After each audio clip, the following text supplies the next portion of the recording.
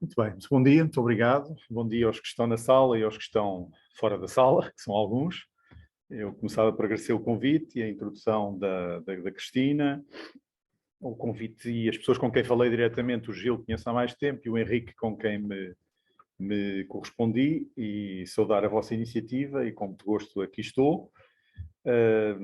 E curiosamente estou com uma colega, enfim, não sei como é que vocês escolheram as pessoas, mas acabámos por estar duas pessoas da mesma instituição, que é uma instituição que tem um rio pelo meio, mas de facto não tem, não é? Eu sou neófito no centro, no CIUCT, a professora Maria Paula é fundadora, e portanto é também, apesar de serem intervenções individuais, também é a presença do centro que aqui está e julgo com muito interesse, porque também têm um modernista, uma pessoa do século XVI, XVII, que realmente raramente vai além do XVIII, e um contemporaneista, por assim dizer, mais interessado no mundo atual e nos séculos XIX e XX, portanto dá uma abrangência grande cronologicamente falando. E também provavelmente perspectivas, porque nunca falámos de história global os dois, e portanto será a primeira, sem sabermos o que vamos dizer, será a primeira vez que em grupo discutiremos um pouco estas questões. Enfim, para mim é ter mais ou menos à meia hora, sem me alargar demasiado e para termos tempo para debate.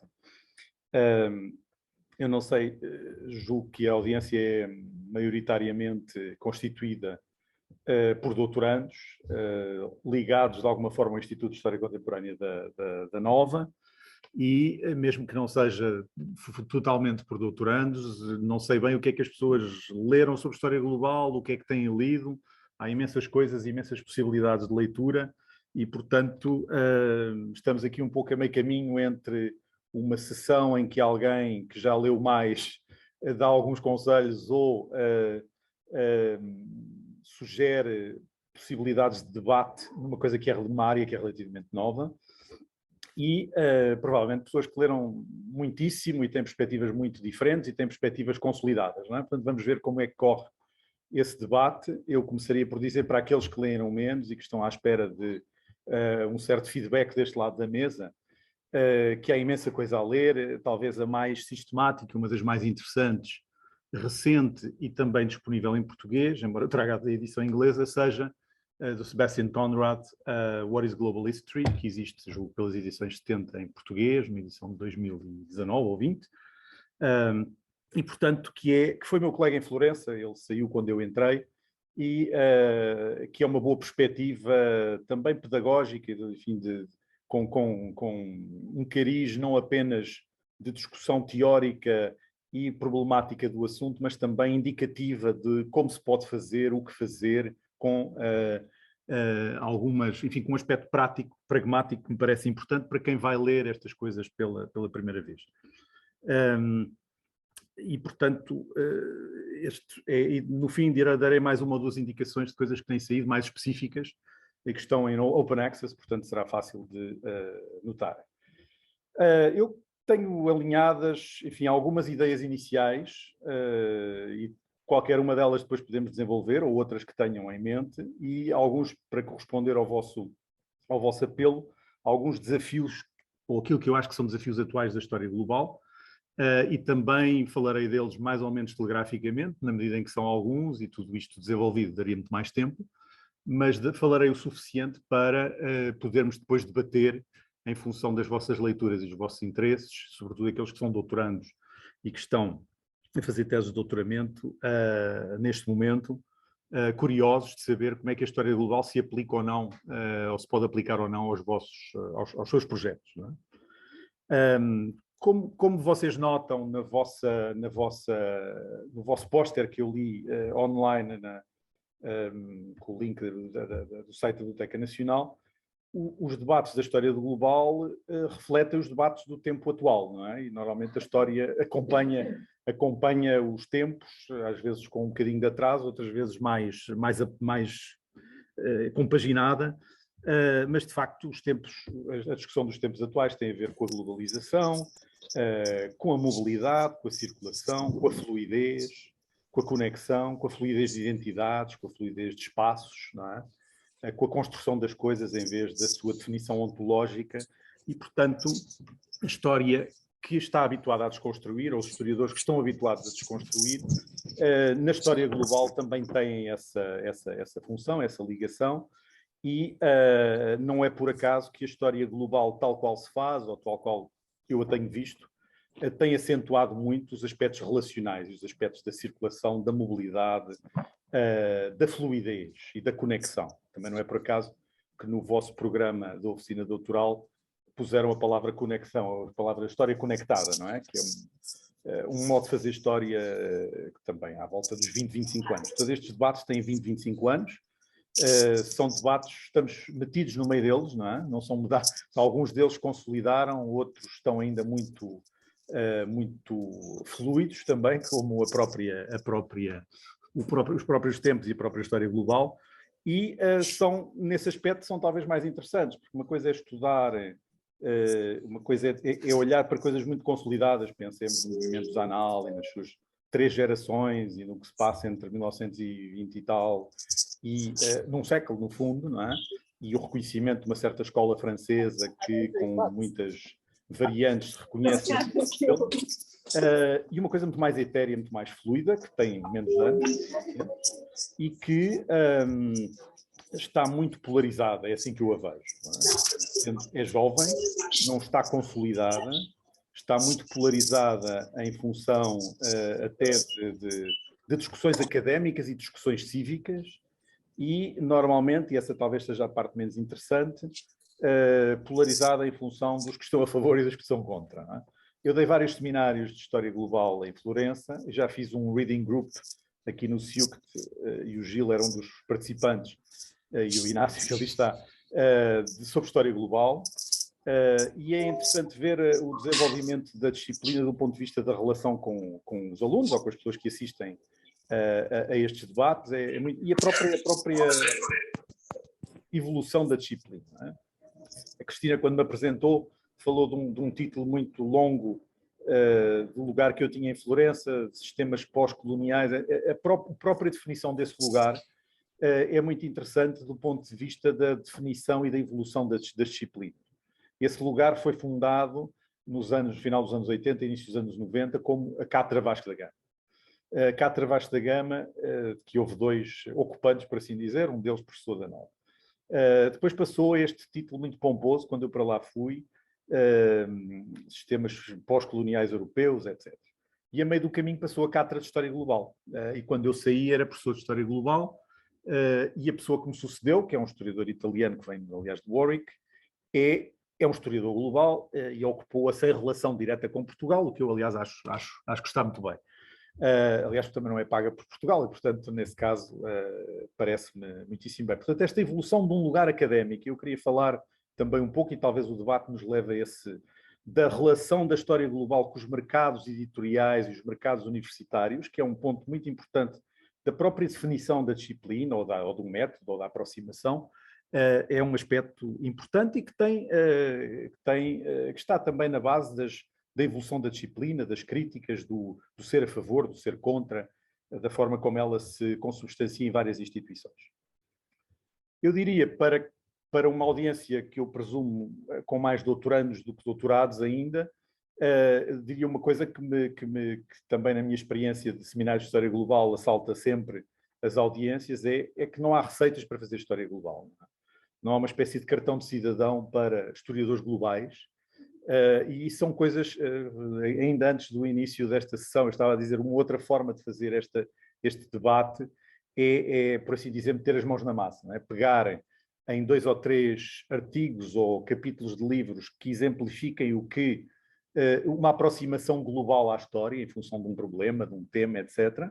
Lermos todos a mesma coisa e depois este senhor ou esta senhora faz isto assim, outro faz de outra forma, como é que se abordam as fontes, como é que se trabalha, qual é a perspectiva. Isso é uma forma de fazer, porque de facto não há e a própria história global não é muito teorizada até à data, não é? E portanto uma forma de avançar é fazendo, não é? E ver como é que se faz. E portanto eu diria isto, não há uma receita, não há projetos, como aliás em outras formas de fazer história, há projetos de doutoramento ou projetos de livro e de investigação que não se coadunam com aproximações da história global. E, portanto, Para quem está a começar, a tentação pode ser, mas isto é interessante e como é que eu vou pôr a história global no meu projeto? Às vezes não funciona, não é necessário que seja assim pensado, em todos os casos, não tem mal nenhum. Eu próprio, com o chapéu de história global ou sem ela, faço coisas muito mais, não é locais, porque há o local e o global ligado, não é? Mas faço coisas que têm pouca relação com a história global. E também notar que as pessoas não nascem historiadores globais. As pessoas vêm de vários caminhos da vida, sobretudo porque a disciplina tem 20 e tal anos e eu trabalho há mais tempo que isso e muitas outras pessoas trabalham há mais tempo que isso. E as pessoas vêm de algum sítio. Há uma genealogia dos historiadores globais que é uma genealogia muito diversa. É uma genealogia que nos leva aos historiadores dos impérios ou das expansões, hoje disse menos e com razão, que é o meu caso. Há um ponto de entrada, não é? Eu estudo o Império Português moderno, dos séculos XVI, XVIII, e, portanto, esse é muito o meu ponto de entrada. Também porque fui educado, do ponto de vista académico, numa tradição de história marítima e de história do Oceano Índico e da Asa Marítima, que é uma forma de fazer história global, é uma forma de sair das histórias nacionais. Quando se estuda um espaço marítimo como o Oceano Índico, ou como o Mediterrâneo, como Rodel e outros, não estamos a fazer histórias circunscritas em geografias, muitas vezes construídas no século XIX e no século XX, estamos a fazer outra coisa. Não é? E daí uma relação próxima entre história marítima e história global. E, portanto, há historiadores que vêm dessa área, que sou eu. O próprio, no vosso doutoramento de estudos de globalização, o Diogo, que dá impérios, história global impérios, não é? E, portanto, ligou a história global aos impérios. Isso é feito explicitamente neste caso e em muitos outros. Ou seja, a alavanca, a âncora da relação com a história global é o estudo dos impérios modernos ou contemporâneos, do XV para a frente, ou do século XVI para a frente. Outros vêm dos chamados Area Studies, ou Aire Culturelle, no caso francês, ou seja, pessoas que só faziam África, só faziam Ásia, ou que só faziam partes da Ásia, ou partes da África, e que estavam, que se viam, e muitos continuam nessa tradição, e a tradição francesa é grande nesse aspecto, mas alguns sentem-se acantonados num espaço em que tem pouco diálogo, potencialmente pouco diálogo com outros historiadores e com outras áreas, e veem na história global a relação com outras pessoas e com outras áreas, e também uma certa promoção do que fazem. Não é? É preciso notar que não é o caso francês, mas em muitas áreas, em muitas universidades do mundo, em departamentos muito europeizados ou americanizados, a pessoa que dá a história da África é uma, quem dá Médio Oriente mais, talvez, porque as questões são hoje mais importantes. Mas há muitos departamentos em que tem uma pessoa para a China, uma para o Japão, uma para o Médio Oriente, e então em Portugal ainda menos, não é? Ou em universidades com menos recursos, na Europa e na América Latina, em África, etc., menos ainda. Mas falando de departamentos com 40 pessoas, por exemplo, nos Estados Unidos, há uma enorme hegemonia de americanistas e de europeinistas, e depois há migalhas, muitas vezes, que crescem ou não crescem em função de uma série de outros elementos. E, portanto, estas pessoas veem na história global também uma relação, a ligação a um mundo de debate, não é só cálculo nem estratégia, mas é um mundo de debate talvez mais amplo do que aquele que tem. Voltaremos a falar destas coisas porque parece que são importantes, não é? Para quem vai entrar no mercado de trabalho e começa a escrever profissionalmente, como é que a área da história global tem dominado, tem moldado, melhor dito, esses mesmos mercados. Ainda mais duas ideias iniciais antes de falar dos desafios. A história global inclui, mas não se limita aos debates sobre a globalização. Há doutoramentos, como o caso de alguns que aqui estão, há doutoramentos sobre globalização, sobre estudos de globalização, onde a história e a perspectiva diacrónica têm um lugar, que é reconhecido ou não por outras disciplinas, que é muito variado do ponto de vista da aproximação histórica. Quem veja globalizações muito antigas, há quem veja globalizações mais recentes, mas há uma perspectiva diacrónica sobre a globalização. Mas isso é uma parte do debate da história global. Quero eu crer que até já foi mais importante, mas posso estar enganado. Mas a história global faz mais do que isso. Não é? Portanto, não se confunde e não se esgota nos debates sobre a globalização. Este é um aspecto importante de notar. E depois também notar outra coisa que o Sebastian e outras pessoas têm notado, que é o seguinte, é que o fazer história global não quer dizer que a pessoa faça a história do mundo todo ao mesmo tempo. Não é? Isso não é possível. não é desejável, não há provavelmente um objeto histórico, um problema a analisar que tenha essa amplitude. Não há recursos individuais, do ponto de vista de um historiador singular ou mesmo de um grupo de trabalho, para fazer um trabalho desse tipo, e a história global não se define assim. Define-se, de facto, por pensar globalmente, por pensar largamente certos problemas, mas não a necessidade de esgotar o mundo nesse esforço de amplitude, não é? E, portanto, é uma pergunta que as pessoas, quando começam, fazem muitas vezes, mas isto é suficiente para ser história global? Não há uma medida, como é evidente, mas não é de facto, não se trata de cobrir o mundo. Esse é um aspecto que convém notar. Desafios e limitações e vantagens da história global. Não é? Eu começaria por 3 desafios e depois faria aquilo que eu vejo como os limites e as potencialidades da história global. Os desafios atuais, tal qual eu os vejo, ou alguns deles, haverá com certeza mais, um deles é a relação com as histórias nacionais. A história global nasce neste período, deste último quarto de século, em função de muitas coisas, mas também da vontade e da necessidade de romper com uma certa hegemonia da história nacional. Há muitas formas de não é forçosamente o inimigo da história global ou a forma de ostracizar a história nacional, não é isso. Eu julgo que as pessoas moderadas, digamos, que façam a história global, veem perfeitamente a coexistência de várias formas de fazer história.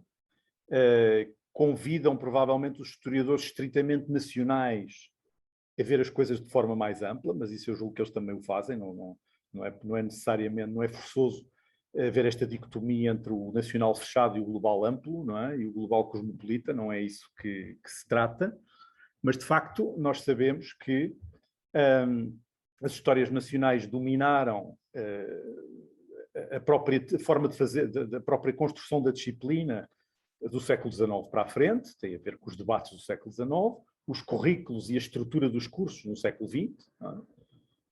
Quando eu estudei nos anos 80 na Faculdade de Letras, tenho estado muitos anos fora, mas os currículos mudaram, evolvendo, mas há coisas que não mudaram assim tanto.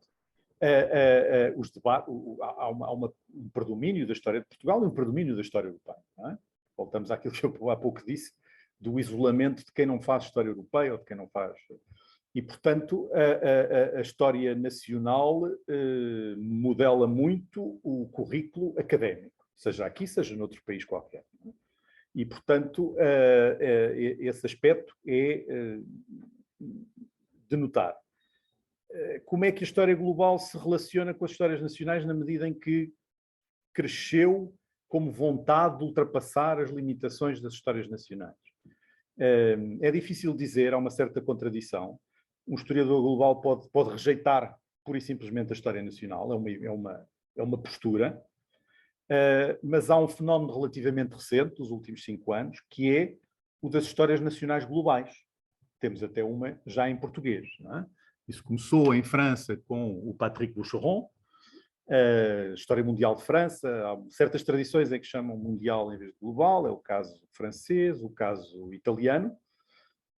Mas hoje temos no mercado, por assim dizer, nos últimos 5 anos, várias histórias globais nacionais. Não é? Holandesa, portuguesa, francesa, italiana e alemã, se não é. E provavelmente mais. Isto é um aspecto muito interessante, eu acho que fiz uma recensião crítica à história global portuguesa que saiu na Ler História. E é um aspecto muito interessante, não é? Como é que se compaginam as duas? O que é que quem organiza uma história nacional global, o que é que espera com ela, e quem participa nela, o que é que espera desse trabalho? E pode-se ver de várias maneiras. Não é? Pode-se ver-se que os historiadores nacionais, por assim dizer, mas não quero estar a dividir as águas, veem nas perspectivas globais uma forma de repensar a história nacional. É uma hipótese válida, mas há também, na minha opinião, uma ligação direta digamos, à moda da história global, às vantagens do mercado editorial da história global neste momento, que aliás são, julgo, excessivas e podem levar a uma certa vacuidade, pegando em qualquer uma destas histórias globais, com muitos autores, não é? São coisas que têm dezenas de autores, muito fragmentadas, vemos que as pessoas, obviamente, não têm todas a mesma noção do que é a história global, ou a mesma perspectiva sobre a história global, mas muitas daquelas coisas não são história global, são história de Portugal ou de outro país qualquer no mundo. E isso, às vezes, confunde-se com um certo sentimento nacionalista de a minha história global é melhor do que a tua. Não é? Eu tenho sentido um pouco isso nessas leituras, e não sei se a história global nacional não reifica as histórias nacionais no mau sentido. Aliás, no caso espanhol é um bom exemplo. Há uma história castelhana do global da Espanha e uma história catalã que saiu ao mesmo tempo, e, portanto, a própria Espanha dividiu-se em duas histórias nacionais, não é? O que é interessante neste debate da reificação das histórias nacionais. E, portanto, para isto não tenho resposta, podemos debater, mas não, o assunto está-se a desenrolar, não é? Vamos ver o que é que daqui sai. O outro desafio é a questão do eurocentrismo, que é um debate central no que diz respeito à história global. A história global ajuda a romper uma certa perspectiva eurocêntrica da história. E eu acredito piamente nisso e tento praticar isso também quando faço estudos, quando trabalho em áreas que me parecem seguindo uma perspectiva global. Mas os críticos da história global têm notado com razão que esse esforço não é suficiente e continua a perspectiva eurocêntrica nas histórias globais, continua tal qual existe nas histórias nacionais ou nas histórias do Ocidente, por assim dizer. Não é? Isso tem acontecido muitas vezes, por várias razões, eu acho que é um tema bom para debatermos. Primeiro, por uma prevalência do inglês como língua de escrita, de comunicação, de publicação. Muitos historiadores globais do mundo anglo-americano são acusados de não ler muito mais línguas do que o inglês. E, portanto, como fazer uma história global se não se lê em fontes e não sei se tem acesso a tradições historiográficas que se expressem noutras línguas. Este é um aspecto. E, portanto, a relação da história global com o eurocentrismo ou com a falta dele não está resolvida. Eu acho que é uma forma de quebrar esse eurocentrismo, mas não é suficiente por variedíssimas razões. Mas também quero notar uma coisa em relação ao argumento contrário que eu também sinto. A história global não é uma história sem Europa. Não é? E, portanto, não é possível, nem é desejável, retirar a Europa da história global. Se não estamos a fazer area studies, não é? Estamos a fazer coisas circunscritas por áreas culturais, por zonas culturais do mundo, e aí a própria comunicação e a própria circulação perde-se. Mas, de facto, para pessoas como eu, e contra mim falo, que fazem história global a partir como ponto de entrada um império europeu moderno, não é? Utilizam maioritariamente fontes europeias, utilizam provavelmente conceitos europeus, e a âncora dos seus trabalhos vai muito em função da própria estrutura, no meu caso, da própria estrutura do império. Não é? E esse é um aspecto atual, relativamente difícil ou insolúvel à data, e é um aspecto a considerar, a notar e a ter em consideração. Um outro desafio, também se liga a todos estes que tenho falado, no fundo, e que está ligado a este também, a institucionalização, entre aspas, e a universalização do paradigma da história global. Se nós compararmos, voltando à questão do Zanal, não é? Se nós compararmos a forma como os Zanal sedimentaram, pelo menos no mundo, não só no mundo europeu, mais do que isso, e moldaram currículos académicos e persistiram no tempo, muito para lá das gerações que foram dando vida ao movimento do Zanal, nós vemos que no caso da história global isso é bastante menos certo e bastante menos sólido, mais fluido, como a sua própria natureza. Não é? A história global não entra nos currículos académicos a não ser em seminários de mestrado, doutoramento, não é? Que são, aliás, voláteis, no sentido de que podem ser dados um ano e não no outro a seguir, aliás, não tem mal, deve ser assim, mas, portanto, nos estudos de pós-graduação ou nos estudos de pós-licenciatura e depois pós-graduação, a história global tem essa presença, mas nos currículos académicos nos currículos de licenciatura, terá com certeza muito menos, e digo eu, é provavelmente difícil mudar um currículo de uma licenciatura em qualquer um país em função de uma perspectiva global. Não conheço nenhum, se calhar há, mas é provavelmente difícil dar esse passo. Não sei se é desejável sequer, mas é difícil dar esse passo. E, portanto, a sua consolidação do ponto de vista institucional é muito difícil e é volátil, e há pessoas que até já preconizaram o fim da história global e, portanto, se calhar já não vamos a tempo de dar esse passo. Como a própria universalização do paradigma, quer dizer, voltamos ao debate há pouco de se isto é um debate ocidental ou não é. E isso aplica-se a qualquer debate que tenhamos em universidades do mundo ocidental. São estes debates relevantes para alguém que está na China, no Japão, na África ou numa universidade da América Latina?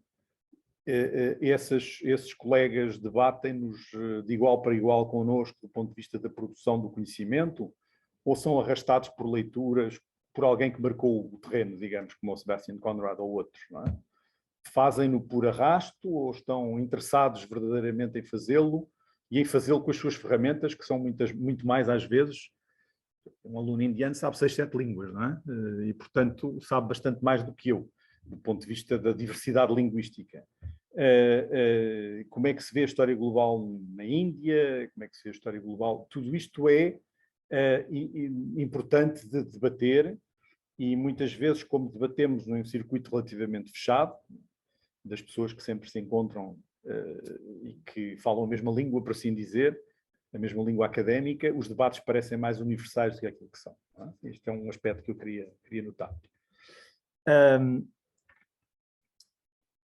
Brevemente, assim, digamos, uma lista de limitações e uma lista, embora já tenha falado, aliás, de várias, e uma lista de potencialidades.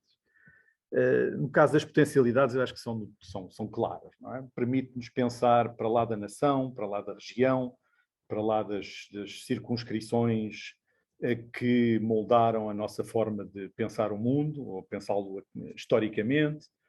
Também para lá dos conceitos de centro e de periferia, que vinham sendo atacados, dos modelos difusionistas, o facto de haver um emissor e um receptor, e, portanto, a história global nesse aspecto é mais democrática, por assim dizer. Não é? No mundo das conexões e no mundo das relações, essas conexões são potencialmente mais even, digamos. E esse acho que é uma das grandes vantagens. Permite também um jogo de escalas interessante. Uma das coisas a que eu tenho estado ligado é um debate que se fez em três conferências sobre as possibilidades de uma micro-história global, recusando a ideia de que o global é só global, o global pode ser local, e a relação do local com o global é interessante, e o micro não é forçosamente só local. Portanto, esses debates são interessantes e era uma das referências que eu trazia para finalizar, estão plasmados num volume que está em Open Access do Past and Present, a revista Past and Present. O número, não sei ao certo o ano, quer dizer, o ano sei, não sei o número exatamente. O número de novembro de 2019 tem esses debates sobre como fazer história global, micro-história global. Não é? É um debate muito interessante, a começar, tem maioritariamente modernistas, é certo, modernistas no sentido gente do século XVI, XVII, XVIII, e aconselho particularmente o artigo introdutório do John Paul Gabriel, cujo título é Seeing the World like a Microhistorian. É muito interessante porque faz, digamos, um apanhado de muitas das coisas que temos estado aqui a falar e das perspectivas que se colocam à história global e à sua relação com o micro. Não é? Este é um aspecto interessante. E também notar que a história global se tem feito, muitas vezes, não no bom sentido, digo eu, e numa perspectiva positiva, não como era preconizado no início, que seria uma metanarrativa de grandes sínteses em inglês e que com pouca relação com fontes primárias e com problemas concretos, mas muitas das coisas que eu acho interessantes na história global se têm feito numa relação muito estreita com fontes primárias, não é? E com o arquivo, etc. Mais uma vez, não há exaustão de arquivos, nem exaustão do mundo, mas há seleção em função de um programa, de um problema, e isso é possível ligar a história global a uma investigação fina, fundada em documentos e em arquivos. As limitações são várias, já falámos de algumas. Também não quero, já aliás falei mais do que os 30 minutos, mas notar, tem sido acusada e com razão de ser uma história, não tem que ser forçosamente uma história ecuménica, mas é uma história que tem deixado de fora muitas vezes relações de poder, de hierarquia, aspectos sobre violência, muitas vezes a história global, porque é relacional, porque é conectiva, digamos, leva, e muito ligada muitas vezes a um ressurgir da biografia até, de pessoas que não tinham, isto é muito próprio dos séculos XVI, XVII, não é? Podemos falar um pouco disso, pessoas que não tinham existência e que de repente alguém descobre documentação sobre ela. Por exemplo, o John Paul Gabriel é um bom exemplo, não é? De um tipo do século XVI ou XVII que atravessou o mundo e em todo o lado deixou rasto. É ilustrativo de uma forma de fazer história global, muito apelativo, não é? Mas é um bocadinho como um feel-good movie, não é? A pessoa vai ver, gosta da história e está escondido ou não está explícito muito do que se passa de mal, por assim dizer, naquele mundo, não é? Esse é um aspecto negativo.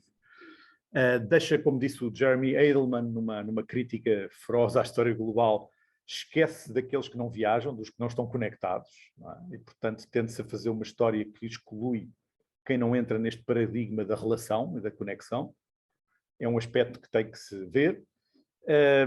E também tende a ser o Sebastian Conrad fala disso, tende a ser uma história muito sincrónica, não é? Sendo que a história, ou seja, ao seguir a vida de uma pessoa, ou de uma comunidade, ou de uma família, é uma relação muito horizontal, não é vertical no tempo, não é? Portanto, cobrimos 20, 30, 40 anos, não cobrimos vários séculos, e essa é a tradição da história, não é? É ver as origens, muitas vezes, há quem seja, aliás, obcecado com as origens, mas a perspectiva diacrónica perde em função da prevalência de uma perspectiva sincrónica. Esse é um aspecto que também é difícil de ultrapassar, e há nesta profusão de formas de fazer história global e da sua apropriação pelo mercado. Tudo é global, quando vir e estou convencido que um editor venderá melhor um livro se estiver global no título, e as pessoas são impelidas de alguma forma a pôr global no título, de uma forma um bocadinho vácua, um bocadinho vazia. Essa é outra das limitações, outro dos perigos, mas neste contexto é uma história pouco teorizada, não sei se tem que ser muito teorizada, mas é pouco. Sobretudo o que eu noto como praticante, por assim dizer, é que é uma história, e daí a minha sugestão inicial de pegarmos num texto ou em 2 ou 3 e ver como é que as pessoas fazem e discutir, desmontar esses textos. É uma história que reflete pouco sobre os seus métodos e as suas práticas. Não é? E aí, por exemplo, há uma diferença total em relação aos escultores da microhistória, sobretudo da microhistória italiana, que ainda são vivos, têm 80 anos, Ginsburg, tipo de Veneza, que não me lembro do nome, e, portanto, o Grandi, que já morreu. Portanto, essa gente refletiu muito como se faz história, microhistória. Como é que eu faço microhistória? Como é que eu leio as fontes? Como é que eu uso as fontes? Não é? E na história global não se tem visto essa... Giovanni Levi era o nome que me faltava. Não se tem visto essa discussão do como fazer na história global tão bem quanto noutras formas de fazer história. Julgo que já temos aqui muita coisa para falar com a professora Maria Paula Diogo e entre todos. Só uma outra referência que eu queria dar bibliográfica é um debate muito interessante que está na revista, que também é online, Cromos, CROMOHS, de 2021, que é um artigo escrito, e, portanto, volto a Florença e aos seminários de História Global de Florença, que começaram em 2009, eu comecei a dá-los em 2011, e os alunos de doutoramento que frequentaram os de 2019, 20, 21, já não estava, decidiram refletir sobre, com os orientadores do doutoramento, que eram 2 colegas meus, daquele seminário, digo, a refletir sobre a história global, não é? Do ponto de vista de quem, durante 10 semanas ou 11 semanas, lê sobre o assunto. e está num programa de doutoramento. Chama-se For a Fairer Global History, e está muito interessante, quer dizer, é muito cívico, do ponto de vista é muito militante, de alguma forma, mas é muito interessante para ver, aliás, uma mistura de gerações, porque estão duas pessoas da minha idade e depois estão pessoas com 20 e muitos, 30, como é que pessoas que seguem um curso de História Global, que não têm forçosamente que estar só a ouvir, não é? Como sabemos, sobretudo em áreas de doutoramento, refletem sobre aquilo que estão a ler e sobre o mundo em que vivem, não é? Portanto, é um texto interessante, democrático nesse aspecto, porque não há professores e alunos, há ali um grupo de gente que reflete sobre o que está a fazer e pronto, e muitas das questões que eu aqui levantei estão, aliás, lá, vertidas, de forma, aliás, bastante mais acutilante, e é uma forma de as pessoas que estão em doutoramento verem também como é que as discussões se desenvolvem ao nível do vosso momento, digamos, no vosso momento académico. Muito obrigado. Ficava por aqui, que já vai longo. Obrigadíssimo pelo convite.